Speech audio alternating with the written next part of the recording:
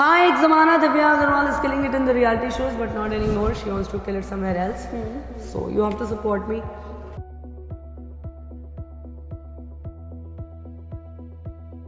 Divya Agarwal the 50 से बाहर आ चुकी हैं और इनके फैंस बहुत निराश हैं, बट आज जो हम बात करेंगे ना काफ़ी इंटरेस्टिंग है, क्योंकि बाकी तो जर्नी गॉसिप सब हम शेयर करेंगे, लेकिन हम आपको वो सोर्स भी बताएंगे जहाँ पर बहुत सारा सोना और हीरा रखा हुआ है। OMG, I am so excited to know. Okay.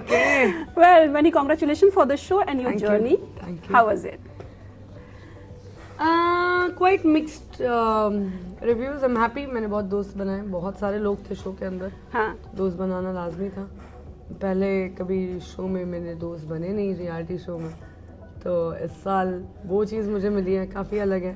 हर साल मैं मेरी जर्नी में जितने भी रियलिटी शोज में करती हूँ, I think this one was the most exciting one when it came to contestants.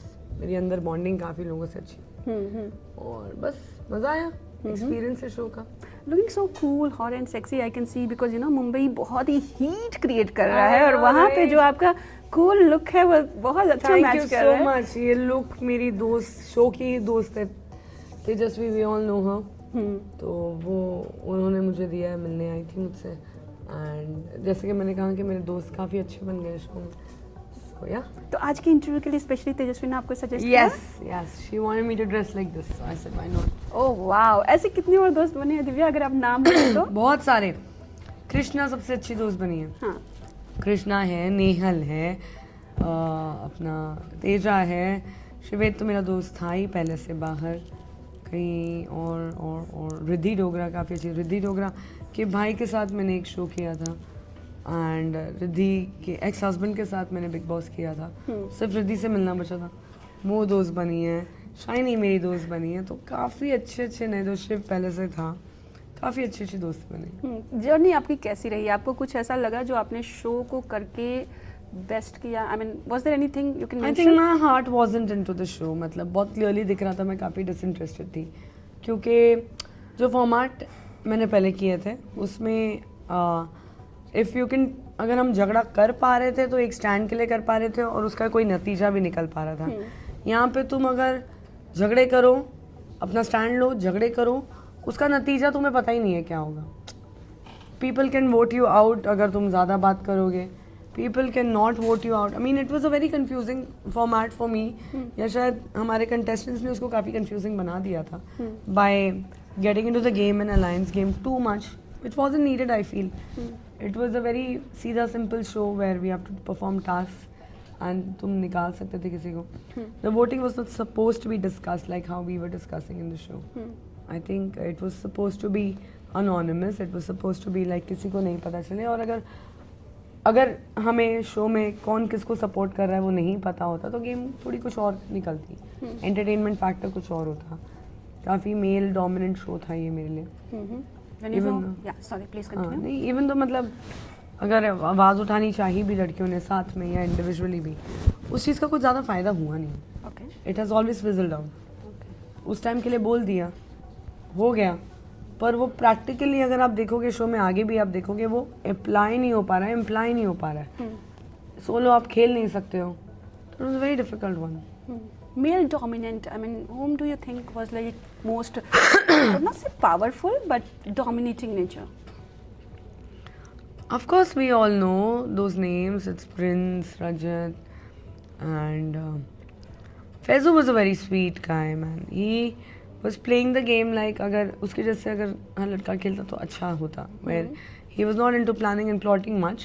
I know planning plotting ज़रूरी है, पर इतना स्ट्रेसफुल प्लानिंग प्लॉटिंग की ज़रूरत नहीं थी। We are entertainers, actors, YouTubers, influencers, हमारा काम है लोगों को एंटरटेन करना। हम मस्ती मजाक से या कैसे भी करके हम काफ़ी चीज़ें गेम में अलग कर सकते थे, पर हमने देखा है गेम में बहुत हाथापाई हुई है। पहला हफ्ता तो मेरा वही सब देख के I was so not interested in the game, because you can expect me to do हाथापाई विद समवन। मतलब मैं किसी को मार काट नहीं करने जा सकती ना, मतलब, पर अगर पावर उसी के बलबूते पे दिखाई जा रही थी तो आई वॉज ओके, लाइक फिर तो मतलब ही नहीं है ना। You want to compete way you can compete with your like minded people. यहाँ पे कंपटीशन का कोई बेस ही नहीं समझ में आ रहा था कि कहाँ से स्टार्ट हो रहा है, कहाँ पे ख़त्म हो रहा है। So not a very interesting choice for me. कहीं ऐसा तो नहीं हो गया था कि एक टाइम के बाद आपको ऐसा लग रहा था कि बॉस अब निकल जाऊँ तो बेटर है? मैं पक गई थी यार, मैं बहुत पक गई थी मैं बहुत पक गई थी, जेन्युइनली मैं बहुत पक गई थी, because I can't be agreeing to somebody, I can't be listening to somebody. मुझे वो भी ख़राब लग रहा था। मैं झगड़ा नहीं करना चाहती थी प्रिंस से, और मैंने नए दोस्त बनाने गई थी, क्योंकि इतना तो मुझे पता था कि मैं जा रही हूँ तो 50 में तो 50 सेलिब्रिटीज़ हैं, उनमें से कई लोग मेरे नए दोस्त बनेंगे। So I was very excited for those kind of friendships where अगर मेरे हाथ में उनको वोट देना है या बचाना है या कुछ करना है या एक एक्सचेंज ऑफ कॉन्वर्जेशन या एक एक्सचेंज ऑफ फेवर है, वो मैं खुद के बलबूते पे कर नहीं पा रही थी। अकेले जिस दिन होती उस दिन फिर ख़त्म हो जाती गेम। तो it was quite boring that way. तो मैं तो बोलती बस निकाल दो मुझे। I was very happy if you have seen my eviction. मैं बहुत स्माइल करते हुए निकली हूँ, बिकॉज लाइक हो गया ये, let's go out. Her show जीतना ज़रूरी नहीं है, you know, it is always मेरा, मैं बहुत एक्सेप्ट करती हूँ चीज़ों को कि जो है वो वैसा है। Like I didn't want to be like Prince where I am so stressful about winning every show. हुआ नहीं हुआ यार, इट्स ओके, हैपेंस, लाइफ है।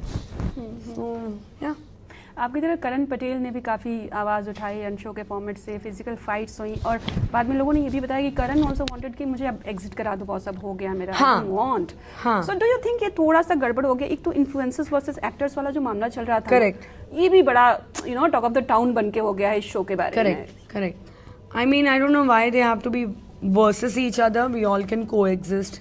हमारी इंडस्ट्री का जो रडार है वो इतना ज़्यादा बड़ा हो गया है कि उसमें सबके लिए जगह है यार, सबके लिए ऑडियंस है। हमारा देश इतना बड़ा है, इतनी बड़ी आबादी है, हर प्रोफेशन के लिए बहुत ऑडियंस है, हर चीज़ के लिए ऑडियंस है।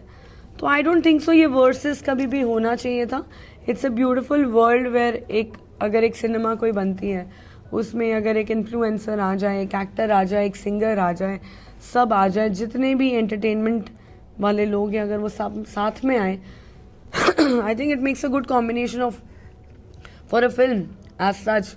कोई ऑडियंस लेके आता है, कोई अपना टैलेंट लेकर आता है, कोई अपने एक्सपीरियंस लेकर आता है।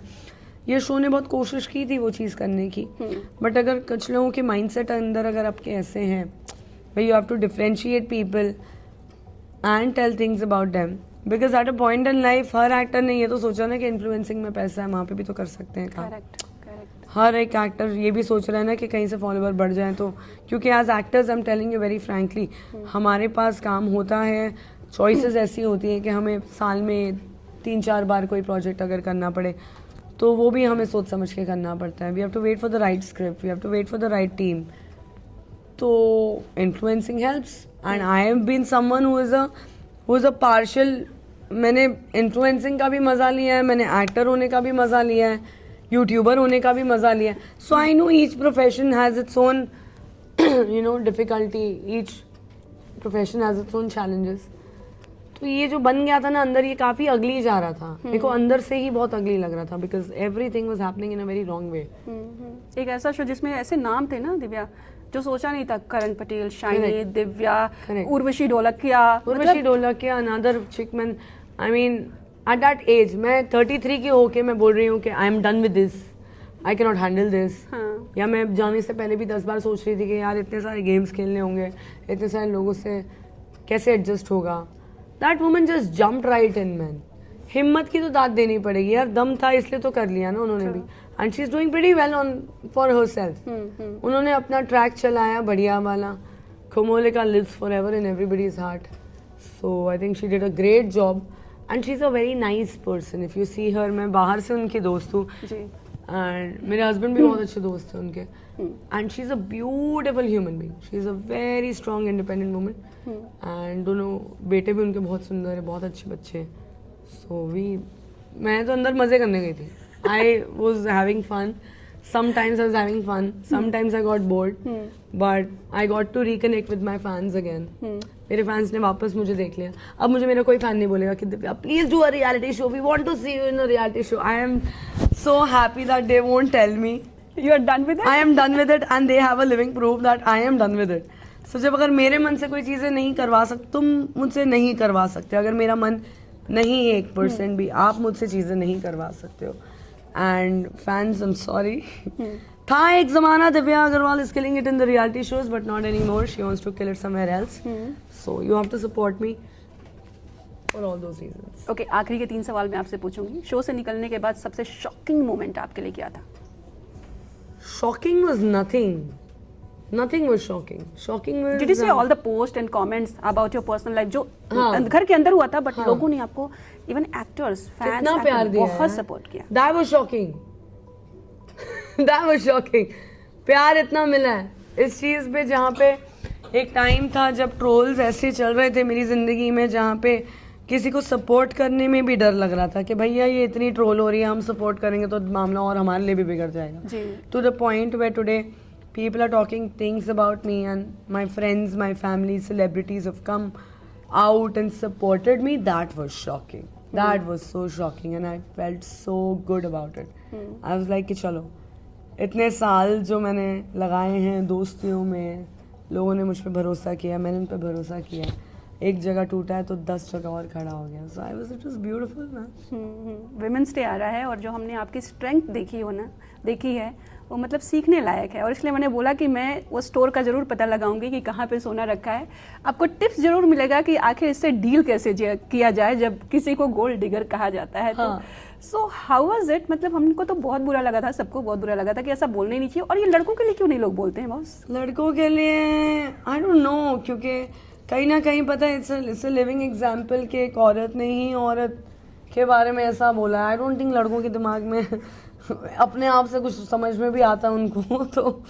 तो ये टर्म अगर किसी लड़की ने किसी लड़की के खिलाफ यूज़ किया है तो it's a sad thing to say, but society has been very nicely accepting compromising these terms used against women. But मैं चाहती हूँ कि थोड़े से लोग समझदार हो जाएं, थोड़े ऑब्जर्वेंट हो जाएं. वो देखिए मेरे पास मैं कौन सी गाड़ी चलाती हूँ, मैं कैसे घर में रहती हूँ, मैं किस टाइप के कपड़े पहनती हूँ, मैं कितने ब्रांड्स यूज़ करती हूँ. I think that will give them a clear picture of what I am digging actually in my life.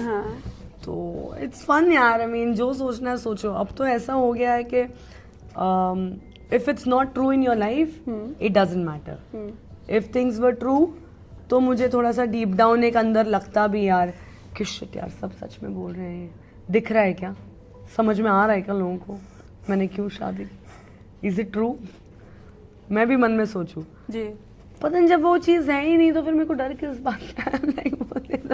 I don't care. सब जब सच में जब बहुत सारा पैसा आएगा ना तो इट बी गुड ना, because I am staying separately ना फ्रॉम माई हस्बैंड. तो मैं एटलीस्ट सब खुद की कमाई है ना, तो that will make me feel very good. So that will be the real time when people should call me a gold digger. When I entered, I was looking for like how many rings and chain you're wearing. है ना, देखना यार. छुपा के everything is रखा है. नकली man. छुपा के रखा है. हाँ, ये तो पैर से लिया फ्ली मार्केट से. But what about the separation news? It was so strong, so strong. It's the most beautiful setting in a relationship, I tell you. Okay. Both of you, मैं और अपू, हम दोनों की personality ऐसी. We love our space. We love our work. We are very dedicated towards individual lives. And in that individual space, we have a beautiful thing called love that is always there. तो he is quite adamant कि मेरी ज़िंदगी में मुझे काम के पास रहना चाहिए, काम के नज़दीक रहना चाहिए. मुझे भी ऐसा लग रहा था कि मैं बहुत दूर चली गई हूँ जी. ठीक है. और हमारी ज़िंदगी में, इंडियंस की ज़िंदगी में एक ट्रेडिशनल वाइफ के जितने भी ड्यूटीज़ होते हैं, रिस्पॉन्सिबिलिटीज़ होते हैं, मैं और अपू बहुत ज़्यादा अगेंस्ट थे उस चीज़ के. हाँ, अगर if you want have kids and everything तो एक लाइफ की अलग सेटिंग है जहाँ पे आपको एक घर बसाना है, बच्चों के लिए घर उस तरीके का बनाना है. जब हमारी ज़िंदगी में हमें वो एरिया में कोई अभी कंसर्न है ही नहीं, तो it is very much clear that he wants to see me passionately working. I want to see him passionately growing in life. And अपनी तबीयत का ख्याल रखना है, डाइट फॉलो करना है, जिम जाना है. We need time for everything in life. And with the whole distance हमारे दोनों के काम को लेकर हम दोनों में से कोई भी ढंग से नहीं जी पा रहा था. It's a beautiful setting. Girlfriend boyfriend वगैरह मिलते हैं, डेट्स प्लान करते हैं, एक दूसरे को सरप्राइज देते हैं, घर के अंदर घुस जाते हैं, सीधा सरप्राइज देते हैं. So I think it's a beautiful thing I feel. And जहाँ आपकी ज़िंदगी में I would like to, if it's possible, if you are a couple, if you're going through a low time or you feel like you're getting on each other's nerves, try and stay separately. And distance makes love grow more stronger. I think 50% झगड़े इससे खत्म हो जाएंगे जो अरे घरेलू झगड़े एकदम, होते हैं ना। टावल इधर क्यों रखा है, जूता इधर क्यों है, सॉक्स किधर है, सब खत्म. Every tension is khatam now. Whatever you are doing, you're doing everything. So you're working on your independent level. So that allows me to stay young. That allows me to stay stress free. And he really cares about it. And उसका ego नहीं है कि मेरी बीवी अकेले जाके रह रही है, दुनिया क्या बोलेगी. He is the one who taught me दुनिया की कभी मत सोचना. End of course emotionally attached. Emotionally और ज़्यादा better हो गया है, बहुत ज़्यादा better हो गया है. The calm energy that I have right now is the combination of Shiv and Shakti what we are exchanging. It's one of the most beautiful things, trust me. तो मैं जब सुना तो मेरे को हंसी आ रही है. Like, चलो लास्टली वुमेन्स डे है, क्या मैसेज देना चाहेंगी अपने Women's fans को? Day, you women, you guys are all strong, you guys are all independent, you all just need to hear that gut feeling. It's always there. And रो के नहीं, चिल्ला के नहीं, एक ऐसी कातिल स्माइल दे के आप अपनी चीज़ें करवा सकते हो ना दुनिया से. That's the real essence of being a woman. Have that feminine energy, be proud of that feminine energy. It's the most radiant thing you'll ever experience about yourself. Let the people think you're the most shining personality ever. Happy Women's Day. Well, thank you so much. I love the Katil. I know, man. Just give a Katil smile. Your work is done, man. You don't need to do all those dramas. Yes, thank you. Thanks a lot. Thank you so much.